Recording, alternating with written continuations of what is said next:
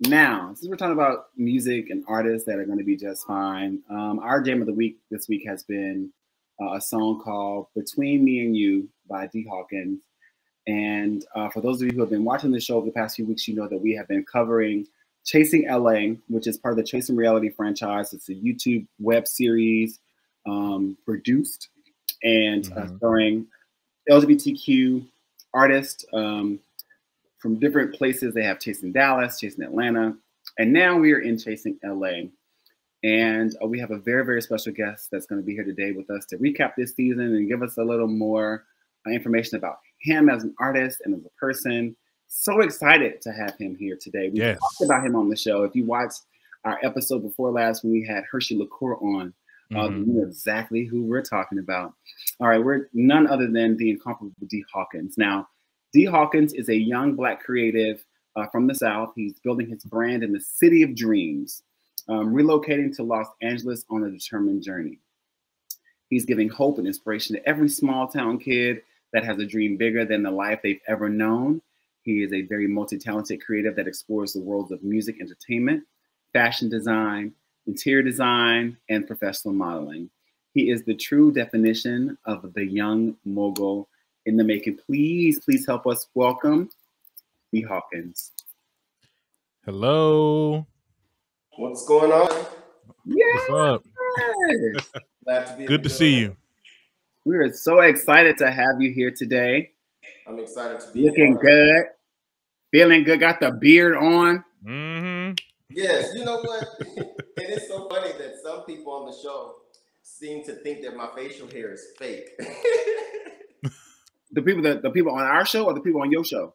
No, not your show. You know, just like viewers, some of the viewers. Because, well, now we're gonna touch on why they think it's fake later on in the interview.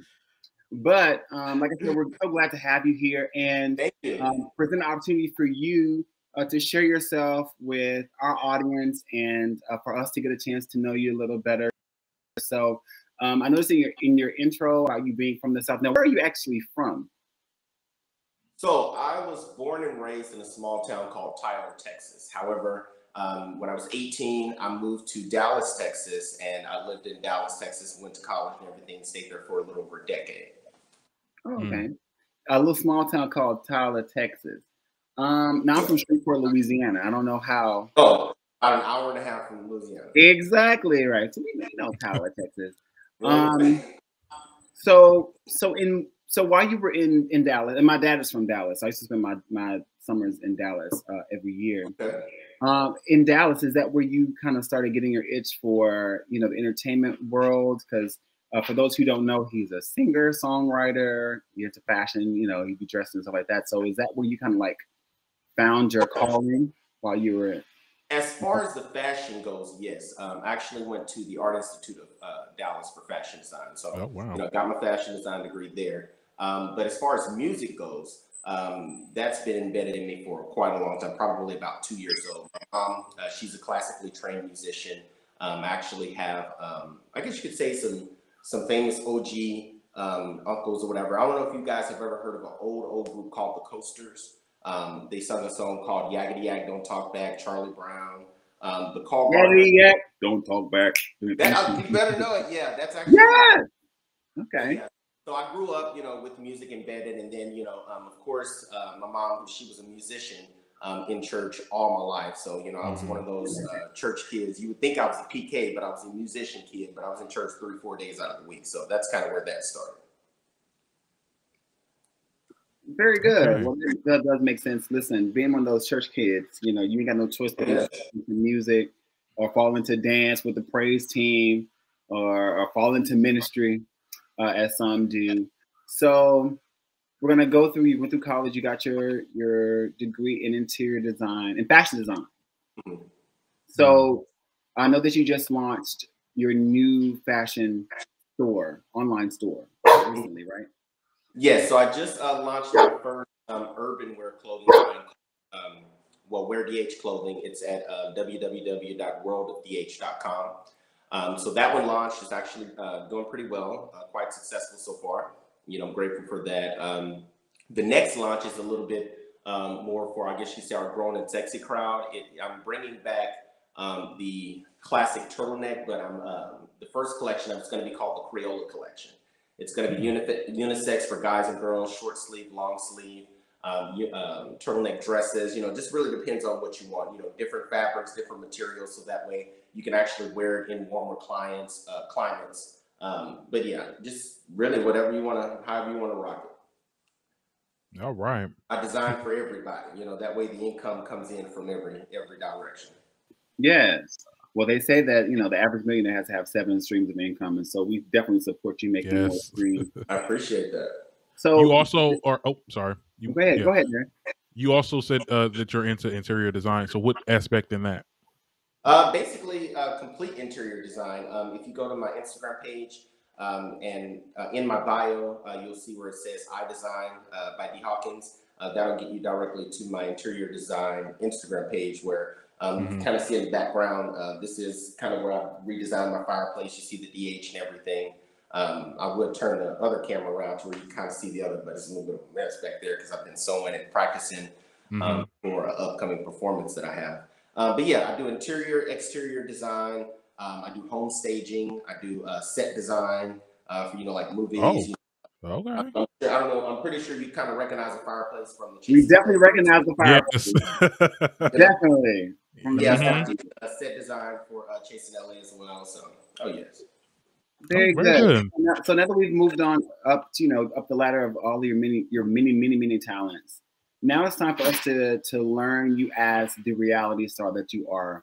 Now, I know that you've spent a couple of years building your presence online, on social media, Instagram. How did you get connected to Chasing Reality? Did you audition? Did you know people who were in production or on the cast already? Or how did that process work for you? Well, honestly, it's like the universe just had it in store for me. I knew nobody on the cast. I didn't know anyone in production. I was on Instagram one day and I just so happened, because I had already been following the Chasing Reality brand, but I just so happened to see a post that Chasing Reality was preparing to launch Chasing LA or audition for it. And I said, you know what, hey, I'd only been in LA maybe about a month and a half at that point. But I said, you know what, it's worth a shot. I'm sure there's going to be a lot of big names, but I feel like I'm a big name in the making. So why not? Let me try it out. And here we are. Well, we love to see you on the show. We love to see it. Actually, when during the first the premiere, I love the Chasing Reality universe. Now I don't think I hadn't followed you yet on Instagram, but I had seen posts of you before on my feed, and I was like, so when I saw, I was like, oh, I know him. Like I didn't know you, but I recognized who you were more so than a lot of the other bigger names on the show, if you will. And I was excited because I knew that, and it may sound a little vain, but when I'm watching queer produced entertainment, I'm always looking for myself in it, right? Like you're always looking for like, how will I be able to relate to this program that I'm investing my time and energy watching? And once I saw you, I felt like, okay, he's about to give us fashion. He's giving us the things. He's about to be sassy and smart. Like I was very excited to see you be a part of this cast outside of recognizing maybe a few people. But I was excited to see you in that space and operating in that space. Now we're landing here. I think we're in episode 6. Episode 6, yeah. Episode 6 just came out last night, and we're gonna walk up to there. But what has it been like for you being on a reality show versus your regular life being D.Hawkins? What is it like for you now being a reality star? Well, I will say that, throughout the entire taping process and, probably all the way up to episode 4, with my whole, with my whole illusion and look and everything, life was pretty simple. I could step out, a few people will recognize me and be like, hey, aren't you, that guy from now? It's like, if I step out of the neighborhood, hey, aren't you D.Hawkins? And it's just like, I can't go to Hollywood, aren't you that? Yeah. So, it's kind of crazy, and then, just all the love and support, via social media, people back from my hometown, back in Texas and stuff. It's like you hear about it, growing up, or, when you're, younger, like a small town celebrity, stuff like that or whatever. But, it's like I'm getting ready to actually go back to Texas here in a couple of days for a bit. And, people are like, that I hadn't talked to in years. They're like, oh, well, you got to hit me up. We got to hang out. Da, da, da, da. And I'm just like, look, like, I understand. And look, like, who you get? You come to find out that you have so many different cousins that you've never met before. Oh, that part. Everybody's a cousin, then everybody starts struggling. It's the hey boo and all this for me. It's like people I had. They ain't never said nothing to me. Right. Big Head, how you been? And I'm like, Big Head, who is this? Big Head, who are you? Who? Like 6-7 years. Where'd you come from? We're good. So, so have there been any new opportunities that have presented themselves out of you being on Chasing Reality or Chasing LA? Definitely. There have been opportunities. You're actually going to see an appearance that I'm making in a movie called Another Love Story. That's going to be premiering on Netflix in September. Oh. I have a live performance in Vegas coming up on June the 5th at Eagles Club starting at 10 p.m. So if anybody that is watching the stream is in Vegas at that time, definitely come out and support. Let me see. In addition, so I'm hosting a brunch downtown on Sunday. And, that's going to become a reoccurring thing. So, opportunities are presenting themselves, plenty of interviews and different things like that. Yeah, working. Unlike, what, on contrary to what some say, some of us are really working. Period. And even down to the extent, what people see on camera on Chasing LA, it's like they see a different illusion, versus what you're seeing now. This is D.Hawkins in his most relaxed state versus the D.Hawkins that steps in front of the camera, that actually gives you every aspect of what I've become. Right. Now, speaking of you stepping in front of the camera and giving us illusions, that we could not have this interview with you without addressing episode 4? When I said it on this show. Now, one thing about the doll is, listen, I said what I said. When you got on that camera, right? When they panned up, I died. Baby, when I said, bitch, they done got Tammy Roman on this show. She's one of Basketball Wives. Now, the first thing I said was, because at first I didn't believe it was, I wasn't really paying attention as to who it was, because it took me a minute to kind of like adjust my brain to what I was saying. I was like, now this is elevation. Like, they done brought Tammy Roman to Chasing LA. She left Basketball Wives to be on Chasing LA. This is crazy. And then I realized, like, oh, wait a minute. So this is D.Hawkins in Geesh. So I know that after the episode aired and there was a lot of, speculation or like questions about like, why did he do that? It was just so random. It was like, girl, what the fuck is going on? I know you went on Instagram and you kind of explained to us that it was kind of planned that way for you to be able to give us that moment and why it was so special. So take this time to explain to our viewers why did you choose to go with that look and what it meant to you to do it? So basically, it's kind of a two-part scenario.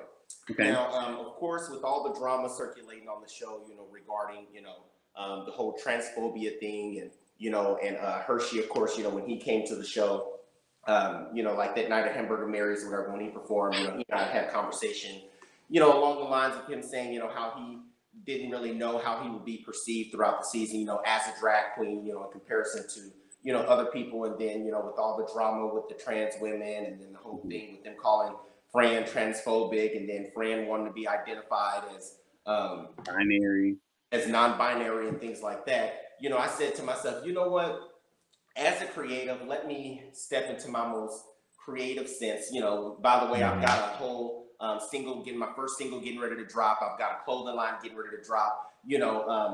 Most people don't really know who D.Hawkins is. They're inquiring about D.Hawkins, but the reason I'm on this show is to expand my brand, introduce people into my life, who I am, and to have them inquiring about what I've got going on. So I said, what better way to not only, show love to my girls on the show, bring, more exposure to my brand, but also educate people at the same time, I decided to do a little bit of research or whatever. And the look and the illusion that I gave was a tribute to one of our LGBT activists many years ago, back in the 1960s, Miss Marsha P. Johnson. Now, a lot of people didn't know or don't know anything about Marsha P. Johnson because, of course, the new generations, as we get older, we tend to just look at those that are currently in front of us. But I said, you know what?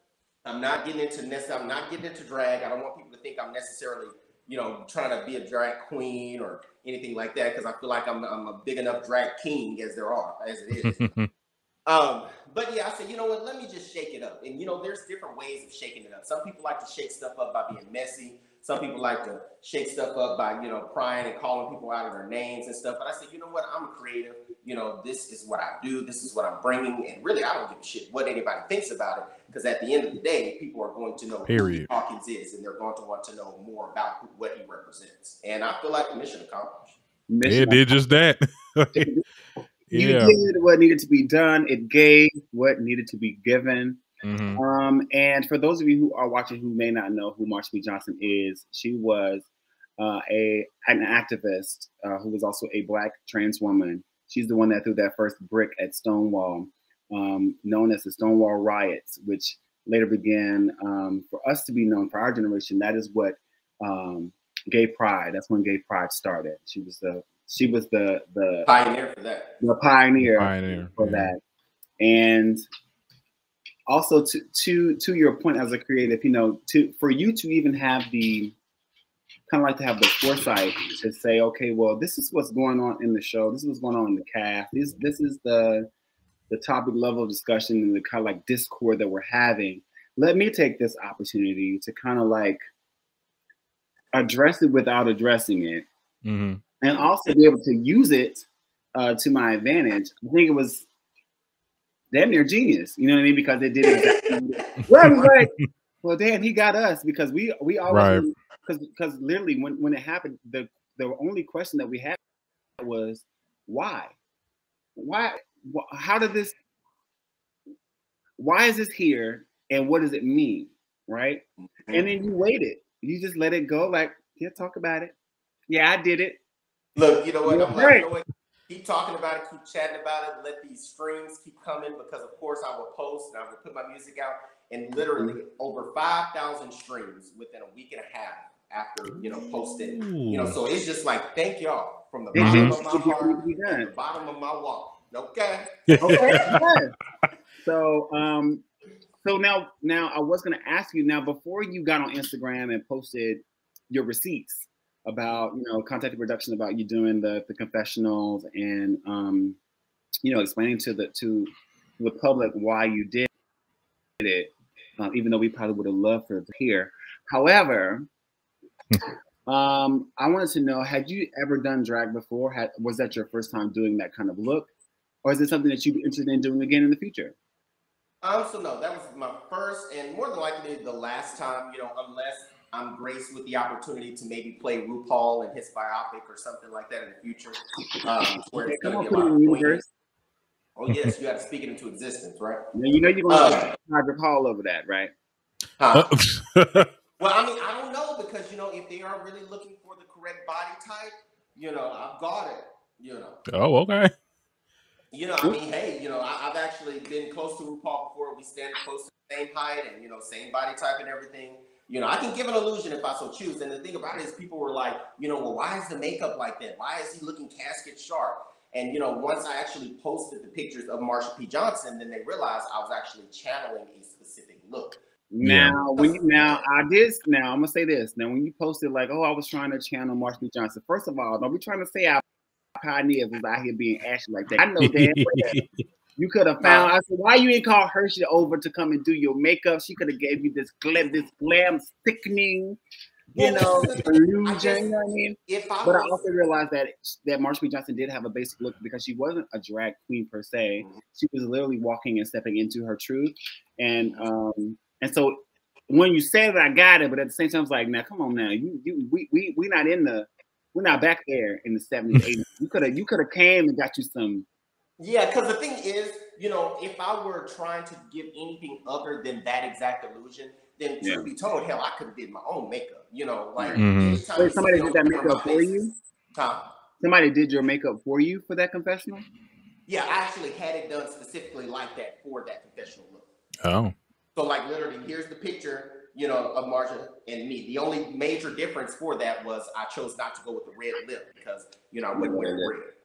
But yeah, it was all very strategic. I think, and like I said, it worked in my advantage in the long run, but I almost feel like if production would have included the actual storyline and the pitch with it, it would have made much more sense. It would, yes. It would have a much bigger impact. But then again, it's just like, hey, I sent the communication out, to actually include it. It was declined, but I'm not going to fight production over, what they choose to do. So it is what it is. Right. So now we talked about RuPaul, and you got the body type.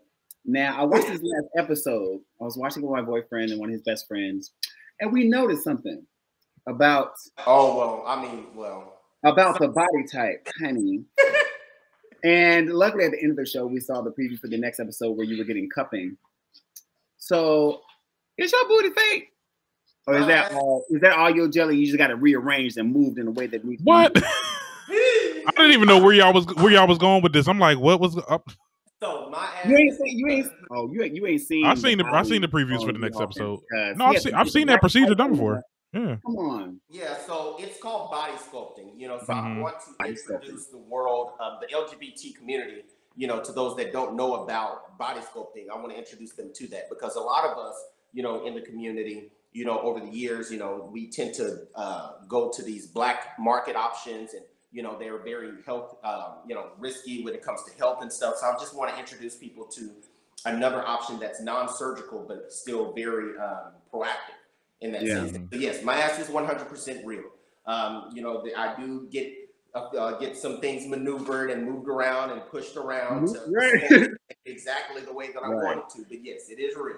Like, let me get me a girdle and some sculpting real quick. So I can make how it no, I've heard of that procedure done. I have a friend that has her own because she's from Philly. Philly, they she has like a firm that does that. I've seen that procedure done before, so it was like, that's why when y'all was talking about it, I'm like, well, what? Yeah. Oh no, that thing was thanging on the last episode. We got to see you move a little more in this last episode. We just grabbing drinks and leaving. Like, wait a minute, I'm not. There was an explosion. There was a lot of emotion going on in the episode, so I ain't gonna lie. I was looking to see what I was seeing, so I could see, like, am I seeing what I think I'm seeing? Right. To my knowledge, episode 7 is primarily going to be specifically the body sculpting scene. Very good. Okay. Like you saw, I think in the initial preview or whatever, where you saw me getting the laser work done on my stomach or whatever, where that burns the fat, and then of course I had to turn over for the other half of the scene or whatever, to get the actual for the laser. So that's how you get your abs. You just burn the fat away. Yeah, so basically what they do, well, I mean, I could stand up to show you, but basically what they do. Show me! Show us! So basically what they do is they put the laser there and it redirects it. Oh, okay. Yeah, it redirects, so it burns it down. It burns it and moves it. It liquefies the fat, and then they redirect it to your ass. And then you pull it, Oh, God, I need that. Hold on, wait. Yeah, so like so basically, like even myself, like, okay, once I have my procedures done and stuff, I'll sleep like in a girdle, stuff like that, just to make sure that everything stays intact. Now, I don't want to get in your pockets, but how is one of those kind of like sessions cost? Because I might be in LA for the BT Awards, and I may be in that weekend getting me a little bit of. Well, you should definitely hit me up. My good friend Coco, who her business is Snatched Bitch Body Sculpting. I actually had her to come to my home and do the actual procedure for me, because I'm not a real big fan of going behind a bunch of people when it comes to COVID and stuff like that. But the sessions can cost, anywhere from, I think, $120 up to like $180. Typical sessions for myself are like $160, somewhere in there. Of course, if I'm doing a little bit of a promotion or, like stuff like that, it might be a little bit cheaper or whatever. How many sessions do you need before you see results? Like, how many sessions do you need? You actually see results. Like on my stomach specifically, I saw results immediately, the first day. Now, of course, after 2 to 3 sessions, whatever, you see more of a, more dramatic sense. But as far as my ass goes, I will say with that, it's already very well naturally sculpted and it's already big. So I can't say that I just see definite results with that immediately, but like I do know that it keeps everything, how can I say, plump to where I don't have any plump and tight. Right. Tight. Where it needs to be. Awesome. Well, thank you so much for sharing that with us. I definitely will be hitting you up offline when I come to LA, because my best friend still lives in LA. I left there 10 years ago, but she's still there, so I may have to. Right. Definitely feel free to reach out. There's a lot of drama going on around you now on the show. Over the past few episodes, you seem to be one of the unproblematic cast members. There seems to be a lot of drama. You seem like you're very much about your business. Let me get this song done. Let me get this video. Let me do this shoot, blah, blah, blah. And in the last episode, we were exposed to something that apparently one of the other cast members wanted you not to expose. And that was your, miniature relation. Should we call it a relationship, or we should call it like a situationship with Jeremy Copeland? If anything, it was a temporary situationship. A temporary situationship. Now, your reaction to it also allowed us to see a side of you that we had not seen before, where you seem to be very upset. That's the only word I can use. Now, most people, like I know that, like in the reality TV space, we always see that production kind of like guides stories. Do you think that this was a moment that production kind of forced on you, or was it something that you really were kind of like blindsided by, or did you know it was coming eventually down the pipeline? And what did Jeremy say? Was it true about you waiting for him or waiting for someone else to bring up his past so that you could drop the tea yourself? Right, because we seen the scene where Quan said that in the sipping paint scene or whatever, that you told him to like bring it up. A good lying ass. Ooh, okay. So was it production that kind of pushed the story, or do you think? Okay, so let me start with the root of it all. So basically, Quan and I, and as you can see, throughout the show, whatever, we had actually gotten pretty close. A lot of the stuff, wasn't seen as far as more of our personal, hangouts and conversations and stuff like that. But Quan and I were literally talking like every other day type of scenario. Like I consider him to be a close forming friend, keyword forming, because, like I said, me being from the South, I'm the type of person, I base my dealings off of an individual until they show me otherwise, so when I feel, and when you present yourself to be a genuine person, when you call yourself my friend, I don't use it loosely. So I consider you that until you just prove to be something else. But anyway, so I had a conversation. So after Hershey's event that night, at the park or whatever, Jeremy and I, had a huge fallout. A couple of weeks that passed by, I was really going through about that situation or whatever, with Jeremy or whatever. And keep in mind, I hadn't been in LA that long. Right. I didn't have a lot of people that you could really call friends or whatever. So I didn't really have anybody I felt comfortable talking to it about that wasn't just going to go out and blast it to the whole damn public. So me thinking, okay, hey, Quan seems to be cool. He's presented himself to be, somewhat of a friend. I feel like I can, have a conversation with him in confidence and not have to worry about anything messy coming out of it. So, I basically, because he was asking me, he's like, I haven't, talked to you in a few days, like, what's going on, it's been a couple of weeks, woo. Because, of course, again, we were filming during COVID time, so a lot of our scenes were spread apart, Right. So talk to him about it, just basically it was just like, well, this is what happened or whatever, because nobody on the cast knew anything about me and Jeremy. Even when I had my conversation with Quan, it wasn't to the extent that, oh, me and Jeremy are talking. It was just more so Jeremy and I got into it really bad, outside of, Hershey's event or whatever that night, or outside his apartment that night after Hershey's event. And he asked me, he was like, well, what was it about? And I was like, well, Jeremy was pissed off that I had made a post on my story, basically saying it was an underwear post advertising "Oh Bobby Behave." Now, this is the same post that I had already advertised previously. It's just this particular post, instead of putting shop Oh Bobby Behave, keep in mind I'm a brand ambassador for them. So I put on there, if interested, hit me up in the DM. Now, what that meant, now, of course, a person can take that however they want to take it. But my thing is, I know that, of course, guys that may be attracted to the image that they're seeing, they're going to hit me up in my DM. And what they're going to receive in return is my shop code. Here's the discount code. You get 20% off. Thank you for hitting me up. Now, any logical adult would have at least inquired as to what was that about. But, Jeremy getting in his feelings for whatever reason, I don't know. He got mad about it, pissed off about it. What is that? Is that the video? That's the video post of the brand ambassador video right there. That's just black and white. I'm just looking at the other ones myself personally. Okay, so you can see for yourself. I can see it, yeah. Okay, yeah. So basically, Jeremy got upset because of that post, and like I was saying on the show, like I was doing this before we met. I was doing this when we met. Hell, these are the pictures that you were liking when we got acquainted. When we were sitting together and you begging me to send you photos and stuff like that or whatever this is that you wanted. So why are you getting upset and getting an attitude? Like me personally, I felt like it was somewhat of an excuse or an scapegoat or something to that extent for whatever reason. But I don't know. I don't understand.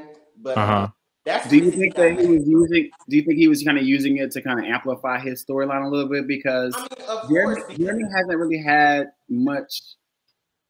He hasn't had much action until probably this episode. We hadn't heard his voice. Right. Not heard his voice. Until like last night. I was like, oh, he talks. Like exactly. Like, no, we talked before the show. We said I told you, I said he did a whole 180. I was like, well, see, this is the thing, and no tea, no shade, but this is the difference when it comes to real talent versus a name. And I don't mean any, like I said, I don't mean no shade behind that, but, and as a choreographer, I'm sure he's very talented in what he does, but, like people, like some of us that are actually on the show for the reason that the show was created, chasing LA, we are giving y'all everything that we do. People like myself, like Hershey, like, Andre, I'm contrary to how people feel about Andre, hell, he works his ass off. Andre has given me opportunities, within his field, that have put me on, and I'm very appreciative of that. But that's the thing. Some people feel that because they've been here a long time, because they have a name for themselves already, that they don't really have much they don't need to give, they just attract the attention because of who they are.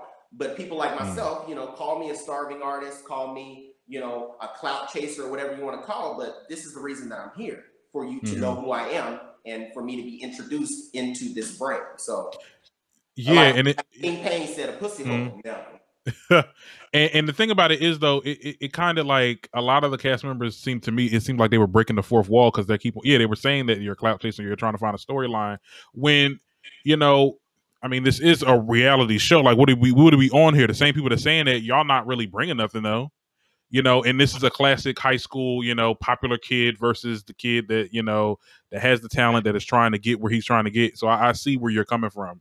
And I see it too when watching it. Because quite honestly, like I said, I have respect for everybody, on this brand and everything, even those that I don't, necessarily get along with at this point, I don't have anything negative to say to them, unless that they approach me or provoke me, Right. But, is that why you block Quan?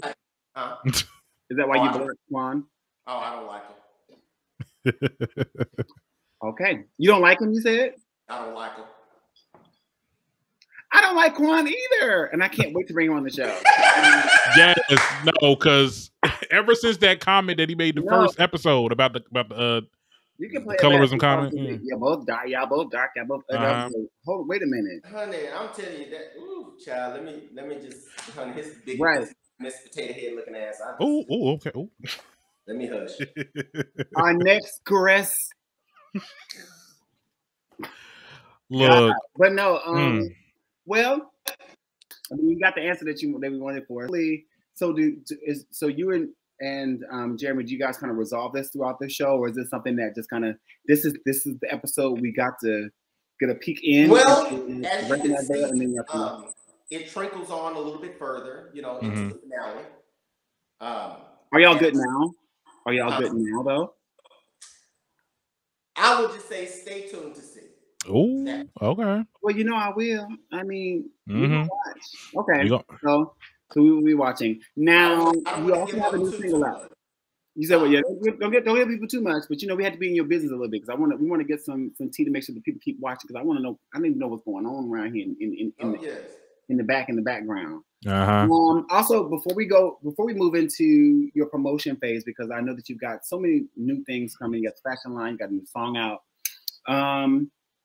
I want to talk about last night's episode, and not just with you, but with the same questions we asked most of us. Like, who do you feel are like your best friends on the cast? Like, if you had two people, who are your favorite people that you've bonded with, and that you feel like you're going to be friends with, you know, through the next 3 or 4 seasons of Tasting LA, or if you got the council tomorrow, like these are going to be your friends. Who have you with most? I would definitely say the people that I've grown the closest with, cast-wise, would be Andre and Fran.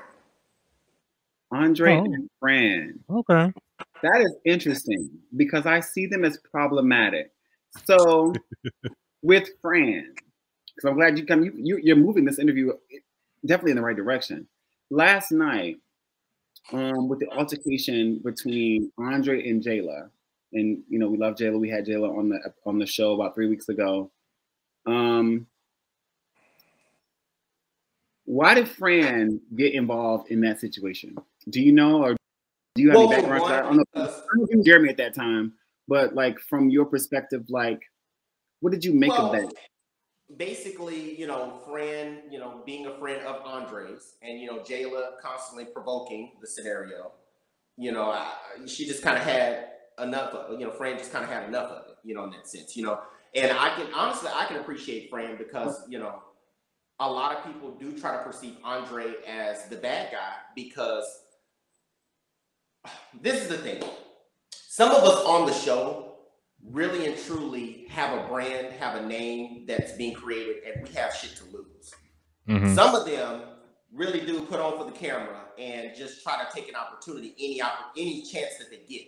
Hence, like in that scene when Jeremy and I were going through our scenario, and Jayla kept trying to pry in and talk and say this and say that or whatever. And Andre was like, can you just shut up for a minute? Let them hash this out. Let them talk. And she was steady trying to talk, whatever. And so, you know, of course, that basically re-provoked him again, got him upset or whatever. He's just like, you know what, child, screw this shit or whatever. Right. And don't you feel like she was trying to change the subject since you guys were kind of going, y'all were kind of doing this cat and mouse thing that it seemed like it wasn't going to end or end well. And so she was kind of trying to like change the subject. However, I felt like, now from me watching the show as a viewer, and I wasn't there, but from what I saw, it was like Jayla is trying to like move the energy, like shift it into a different space so that y'all can kind of like cool off and like just we can dead this, because it wasn't looking good for either party, because people who have come to know the D.Hawkins brand. So let me just kind of clear the air on that. So basically, that may be the way that it looked to the audience, but that's not really what was going on. At this point, you know, I had actually just came back in from outside because you saw where I had made my exit, you know, basically this bipolar ass shit. So I went outside. I had to go find Fran. Now, Lord knows, you know, I don't smoke, but that night I needed a cigarette to calm my nerves, and I knew Fran was outside, and I'm like, bitch, give me a cigarette, let me hit it. Before I have to go. Now they got you smoking Lucy's, friend. They done drove you to smoke.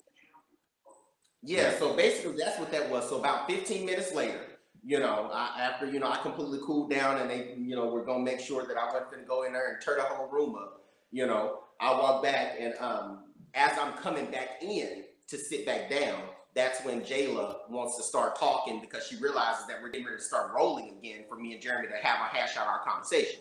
And then Andre's like, girl, what the fuck are you doing? Like, you've been in here all this time. Like, why are you trying to do this now? Can you just hush and give them their opportunity? So that's really what that was. And so she got mad, she got pissed off. And then that's when she proceeds to get up. Y'all wasn't sharing the scene. She wasn't aware that this was y'all's scene. Her. Basically, you know, she was aware because we had came back in, you know, I had come back in and I was getting ready to sit down and we were going to kind of have the last bit of the resolution. But, you know, I guess she just wanted her moment, and Andre wasn't going to give her that moment because, you know, with this being his event, he wanted me and Jeremy to squash that beef because apparently nobody likes to see. Nobody knew. Huh? You said nobody knew but y'all at that point, right? It looked like it was new to everybody. Yeah. Because it just kind of came out of nowhere. Right. He's like, girl, what the fuck is happening? I was like, what happened? Like, what? And the reason did y'all get to eat? Chasing Reality is known for having these scenes where y'all supposed to meet up and have a little dinner. Niggas never get to eat because chairs start flying, wigs get snatched, and nobody gets to eat the food. Did y'all get to eat that night? Now I got to eat. Now you didn't see that on the scene or whatever, but when you tiptoed out, I took my moment when after all those chairs and all that stuff got thrown and all that run around, I went back to the table. I fixed me a little plate. I ate it real quick, and got ready for the next end of the scene. Ciao. Yeah. So now tell us about this. Tell us about Between Me and You, because you've been promoting it over the past few weeks. I love that song. I think I've told you that. Thank I you. said it very clearly. I love your song. I love that fucking song. Okay. Yeah, I listened to it too. It's really good. What inspired you to create that song? Like what was your inspiration behind it? So basically, my inspiration behind that song altogether was more so in the sense, was just more so in the sense of, part a previous relationship, part a more recent, situationship. And another part of just kind of letting out or introducing my more freaky artistry into my music itself, hence the rap part.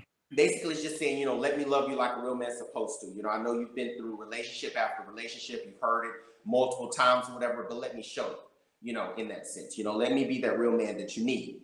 And then, the rap part, just more so it's just like, let me talk to you, like lay down on that bed, let me give you some hit, I usually talk my way through, but let me fuck you instead. So this time, instead of talking about it as we always do, let me just make you feel good. Hopefully this can just allow this moment to pass. Right. That's what Between Me and You, and let's basically keep it between me and you. Now, I'm going to ask. What's up? So this song, was it kind of inspired by your temporary situationship with Jeremy? Now, the song lyrics, no. The title, yes. But, yeah, Between Me and You, the title. Hence why in that confessional, I was like, we've had several conversations, and this was supposed to stay between me and you. But, and that's why I got so pissed off at the Love Hate Mixer too, because I'm like, you steady saying that I'm looking for a storyline. You're steady saying, I'm looking for this, I need that, but yet I never brought the shit up. You listened to Quan's messy ass, who obviously needed a moment because he's never in any scenes other than sitting in his bathroom in front of a camera on virtual, whatever that was. Or sitting with you, getting makeup done. Oh, well, that's because I invited him as a friend into my scene so he could be seen. Right. Wait, now, right. Did you take him off of your song? I did. Well, look, hey. All right. Cheers, Frank. Cheers. Okay. Baby, I wish I would. He ain't gonna make a dime off of my All right. Off of that. Wow. To include his original, portion on the show, so that at least they could hear a little bit more of him, because it ain't like he's giving much. Right. So are you going to? Yeah. It's anyway. So are you going to be doing a music video for Between? So season 2, if I decide to come back for season 2, I will be shooting a music video, but I don't know if it'll be necessarily for that song, because I did write a song based off of my situationship with Mr. Copeland, and that song is called 4 Times Today. I actually just finished it up 4 times. Say it again. So 4 times Sadiddy. 4 times Sadiddy. Okay. Okay. Yeah. So that means you tell him 4 times. So basically, the song is about, and this is an exclusive because I, other than, I don't know if they will include it in the scene on episode 7, but I kind of let the few cast members that were there kind of listen in on the preview of it. But the basis of the song is that night after Hershey's event, when Jeremy and I were sitting in my car, things got heated. He called me out of my name 4 times. And then, you know, after that situation, you know, he just started acting real Sadiddy-like. So that's why the name of the song is 4 Times Sadiddy. So you should be hearing the premiere of Between Me and You on episode 7. And then I'm not sure if it'll be on episode 8, but definitely by the finale, the 4 Times Sadiddy song. For the preview of 4 Times Sadiddy. Well, we're definitely going to be looking out. Yeah, we're going to be tuning into that. Yeah. Definitely will.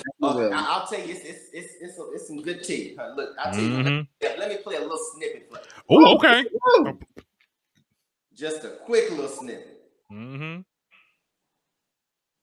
I hope my phone. Oh, let me just grab. Hold on. Make sure this phone don't die.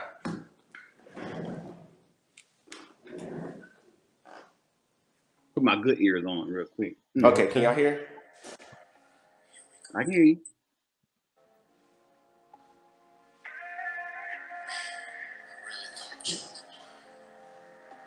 Bring closer to your mic.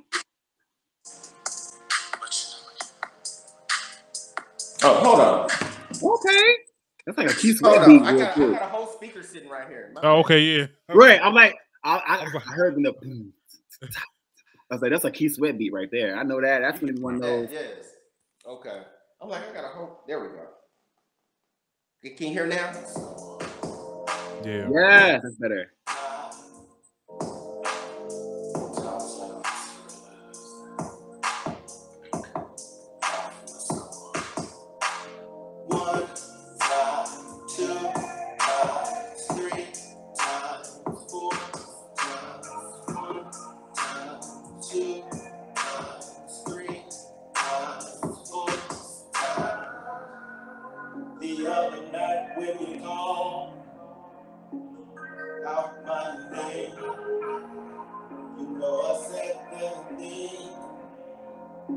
This shit is insane.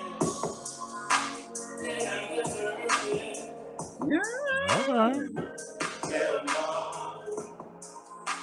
I thought you were the shit, but you proved me wrong. You turned my heart upside down. I had no choice but to cry. You were the one playing around. So don't do accident. All right. Okay, all right. Okay. I ain't got my mixer, so I can't press the bomb button, but you know. Yes, okay. Yes, well, I can't wait for that. Definitely going to be pretty lit. Mm-hmm. Now, I would say, you know, as an artist, you know, we do what we do. Now, the gag would be, and like I said, stay tuned to see if Mr. Copeland and I resolve our things. But season 2, if I do decide to come back, you know, let's see if put him in the really video. shake it up, and maybe I'll get Mr. Copeland to star in this video. Start the video like he can do a choreography. He does choreography song, you know. Oh, okay. Yeah. Well, that would be and this just proves with me, I don't have that blood. I'm just not one. Mm-hmm. I'm just truly not one for moments. Yeah. Right. Like, and please don't try to make my character out to be anything that it's not. That's not. You know, like I cannot stand for somebody to try to attack my character, and Lord knows that I don't need a storyline because I clearly can create my own. Right. I not yeah. Go ahead, Darren. Not to circle back at what we talked about before, but I did had a theory of like the whole thing about the post of you posting your ad or whatever. Did he take it as, because you know some people that are in situationships or talking to someone don't like their person posting certain things. Well, see, this is my thing. Hell, he posts pictures in his underwear with his dick legit all the time. Yep. So if I want to, you know, so that's my thing. At least my post was in effort of bringing in additional income. Okay. You just be putting your dick out there just to show it. Wait. So, well, no, that's too personal. I'm not gonna ask that question. Go for it. I don't mind. Go ahead. Right. I was like, so, no, I'm not. We're a family show. What you might as well? No, we not. Ain't no family show. Family show. So, so when I was listening to like your spat last night, and he was like, yeah, you posting ass on Instagram, blah blah blah, all this other stuff. Like, okay, well, if y'all aren't in a relationship, right? Like y'all aren't in like an exclusive relationship. Is that where you all were headed? Like, were you all trying to were you exclusive with each other during that time, or was he just kind of like being territorial, or what was the? Because in my brain, I'm thinking like, now if my boyfriend posts something like that, boyfriend, my boyfriend, right, Mm-hmm. that I'm involved with, like well, at this point, like me and my boyfriend, like we live together and we have fur babies together, so it's different. But like it's a different conversation, as in like I don't feel comfortable with you posting certain things on social media for other people to be, because y'all have an understanding, right? And the same thing for me. Like people who've been following me for years, like since I've been, kind of they see you calm down. Well, it's not calm down. Like I'm always gonna be the doll, but there are certain things that I'm not going to expose, or that I'm going to check in with him about. Like yesterday was hump day. No, Wednesday was hump day. And I was like, it was a picture that he took. It was literally of me like cooking breakfast naked. And I was like, oh, this would be great for like hump day or whatever. And he was like, did you post it? I didn't post it because I would have been like, now Darren. Right. So this week I made a post about this foot peel that I've been using. The K-Aesthetics foot peel, and because I was taking the picture myself, I took it on the bed with me like putting my feet up or whatever, and like these are my bottom of my feet, I'm done, blah blah blah. But instead of people talking about how good my feet look, everybody was like, look at this moose knuckle, and people start talking about my junk, and I'm like, this is not what I posted for. You know what I mean? Mm-hmm. So him reacting was like, he said, people out here looking at your dick all on Instagram, look at the print, blah blah. I was like, that's not what I posted it for. It wasn't a thirst trap. It was literally me trying to show my feet. So when it came time my hump day, I was like, well, I'm asking like, is this cool to post? Like, how do you feel about it? He was like, you didn't say no. You didn't say no. He's right here. Like, I hear him in the background. Like, but there's also like this level. There's a level of respect that I do have for myself. Now I'm very body positive, but there's also a level of respect that I have for my partner, and I don't ever want to, even if it's something that is going to bring me money. Like I make money off Instagram. I make money off of the things that I'm selling. But that money still isn't worth me making my. Am I selling ass? Wow. Hold on one second. Oh, okay. Well. Well. Anyway,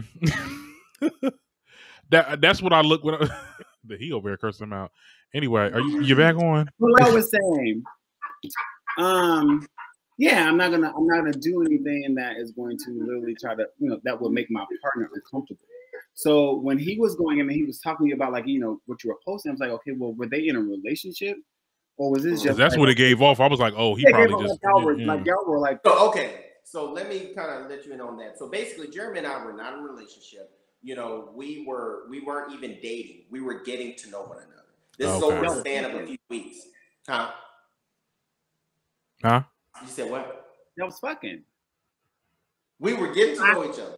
Getting to know? No. Y'all wasn't just getting to know each other, because y'all weren't like going to the movies and ice skating and holding hands. Okay, well, no, it wasn't like that. And the reason, and he kind of insinuated that when I think you said something about cupcakes or something, he was like, "Yeah, and I tasted that." You were just like, "Did I miss that part?" Yeah, go back and watch the episode, because I heard everything. Listen, I watch these episodes. I be hearing everything. Yeah, I didn't. Look, go watch it. It was the scene where he was getting up, and you were telling him not to say nothing else, whatever. He was like, "I ain't saying nothing about blah," and you said something about cake, about cupcakes. He was like, "Yeah, I tasted that," and I was just like, "Oh, they was fucking like." No, someone said that. Someone had asked, like, "What did y'all?" And then one of y'all said, "Yeah, that's what." And then Jayla asked Jeremy. Yeah, right. And he said, "Yeah." Was y'all doing the bump or whatever? Yeah, she was like, "Did y'all fucking?" He was like, "Yeah," and it was great. And I'm like, "Oh, fucking great, thanks." Oh Lord. So do you feel like he feels kind of jaded because it didn't work out? Like, who broke up with who? I want to know. I need to know the thing. How did it end? We weren't dating. So this is what it was. The people need to know how it went from, okay, we're talking, we may have met up, whatever, we're hanging out, even if y'all was, spacking every now and again. How did it go from that to, I don't like what you're posting on Instagram because I don't want people looking at you that way. So basically, we ain't together, and now we fighting So basically, it got to this point or whatever. Like, I'm not gonna lie. Jeremy, very attractive guy, whatever.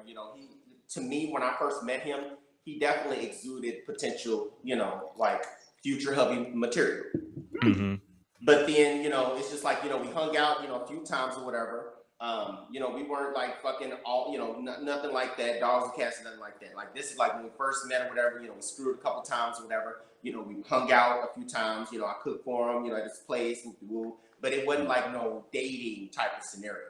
So that's why threw me all the way off that night when we had this fallout, in my car outside his place, because I'm like, I didn't even know you felt that strongly toward me, because, for the last, week and a half or almost 2 weeks, like when I would reach out to you, you really act like you didn't have time to respond or didn't have time to talk because you're working, and stuff like that. So I'm just like, at the end of the day, I like you, but we're not even exclusive like that. So what the fuck? You know what I'm saying? And on top of that, the thing that really pissed me off that night of that, love and hate mixer, I'm thinking to myself, like, this nigga really took this, brought this to the front line, and I'm really getting this much backlash about this bullshit. And I'm like, I fuck with millionaires and go through less than this. Nope. What the hell is this shit? Period. And that's why I was literally just like baffled at what was going on.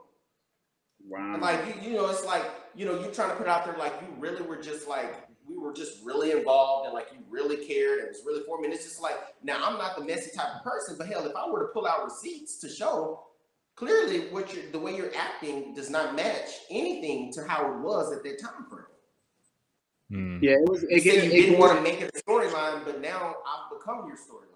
You become the story, right? Because we, other than that, like we haven't seen him at a dance studio. We haven't seen him working with anybody famous, working on choreography. Well, we did see him at the end of the last episode. He was with Hershey and we Todrick. haven't seen him work with any celebrities doing any choreography. We haven't seen him in a dance studio doing any dance moves. We haven't seen him do anything that was in alignment with his own career.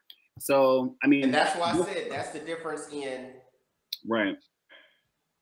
those who are chasing and those who are just kind of there. That's the difference in a brand versus a name. I feel like me personally, I'm a brand. That's a name. Okay. Wow. Okay. Last question. It's a difference. So in that dynamic, and I know this is probably going to be problematic, but was he being like a protective top in that situation, or was he just being like a very clingy bottom? Okay. I thought we weren't allowed to ask positions anymore. I'm not going to answer that. I can't speak for anybody else, but I would just say that I'm a proud, versatile gay male. Okay. And that's that. Well, I was talking about energy. Why? I wasn't talking about like, did he top you or he bought? Like, honestly, well, you got the butt, so I was gonna be like, well, I know he had to. Come on. But anyway, but I wasn't gonna say nothing. I ain't say nothing. Too much of that. Right. I wasn't gonna say nothing. But in any case, well, we're glad that hopefully you and Jeremy will resolve. Yeah, like I said, no hard feelings. I just genuinely wish people would practice what they preach. If you want to be considered to be, such a, sought after name and force, practice what you preach. Like, why are you out here listening to what other people are saying? In the same sense, like the only reason Jeremy and I fell out is because Quan came to him, lied to him, and he believed it. And instead of coming to me directly in that sense, he decided to take a moment, air it out on TV. On TV. So you did not say to Quan, just so we can be clear, because Quan is going to come to the show. Oh, bring him. I want to be very clear. Bring me in. You did not tell him that you wanted him to bring up Jeremy's porn so that you could read him on camera. So this was the exact conversation. Quan brought it to me and was like, well, I don't know why he's upset with you or mad at you or whatever, because he did porn in the past. And I'm like, he did what? Now, just like Jayla said that night, I didn't know you did porn. Hell, me either. Because truth of the matter is, before I moved to California and before I started filming with Chasing Reality, I didn't know who the hell Jeremy Copeland was. Never heard his name before in my life. So I was never looking for a moment. Hell, he wouldn't have been my moment. Hell, I would have shot for a more reliable, some more exclusive if that were the case. If I was looking for a goddamn moment. But but as far as what I said to Quan specifically, so when he brought that to my attention, it's like, I don't know why he's mad at you because he's done porn in the past. I was like, really? I'm like, so you mean to tell me he blew up on me like that and over an ad, over a picture, and you out here busting it wide open, busting a nigga wide open for a real one, for a little piece of change, So I was like, well, you know what? I'm not even going. I was like, I really don't even care to get into it. But if you feel the need to make a point of it, then you can bring it up. That was the conversation. Wow. So, however, a person wants to perceive that, they can see I was being messy, because I personally feel like I wasn't being messy because I chose not to bring it up. I chose not to go into depth about the conversation. Ultimately, I wouldn't have known anything had Quan not brought it to my attention. So like I told him, I'm not going to make a big deal about it. I appreciate you letting me know this. I do greatly feel some type of way about it, and this is going to change the dynamic between me and Jeremy. But ultimately, if you feel like it's a big deal, hey, bring it up, whatever you want to do. That was the conversation. Now, tell me y'all's opinion on how y'all feel about my response and versus how it was relayed on the show.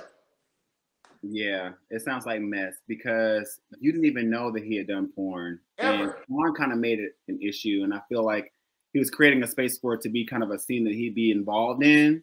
Because he needed a moment. You said it, I didn't say it. Look, but I'm not gonna. Like I said, but I'm not gonna say that you're riding other people's shit, as you saw in my hat. And I dressed for a funeral that day because that was the death of our friendship that died. I saw. Next episode. Yeah, I saw the veil. Wow. Well, for those of you who are still tuned in with us, listen, you can watch Chasing LA every Thursday night at 8 p.m. Eastern daylight savings time on our coast. And I think that's 5 p.m. Pacific Standard Time for those of you who are living in LA or on the West Coast. Thank you so much for joining us today. I had a great time with you, D.Hawkins. Likewise. And I look forward to your new music. We look forward to seeing how your relationships grow and flourish with the rest of the cast on Chasing LA. And Darren, I'm going to throw it back to you. Yes. Oh, wait. Before we go. I want to do this. Tell them where they can find you and where they can get all your music and your clothing, and if they need your interior designs, like where can they find you? All right. So on Instagram, you can find me at the D.Hawkins Way. Also on TikTok at the D.Hawkins Way. On Facebook, you can find me at D.Hawkins. Let's see. Also on Instagram, if you just go to my page at the D.Hawkins Way, in my bio, you'll see Wear DH clothing. That's my that'll take you directly to my clothing Instagram page, and in that bio, that'll take you directly to the clothing website. In addition, in my bio on my Instagram page, you'll see I Design by D.Hawkins. So, of course, if you have any interior design needs, any set design needs, there are samples of my work on that page. And if anyone is in need of a real good R&B male singer or a feature or a lead, let me know.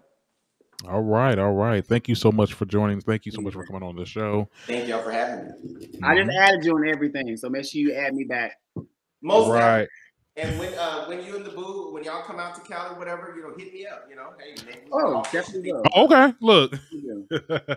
Most definitely, y'all hit me up. The thing about this, I love to be that Cali connect. When my people from Texas come, I was blessed. I'm blessed to have a nice 4-bedroom home or whatever.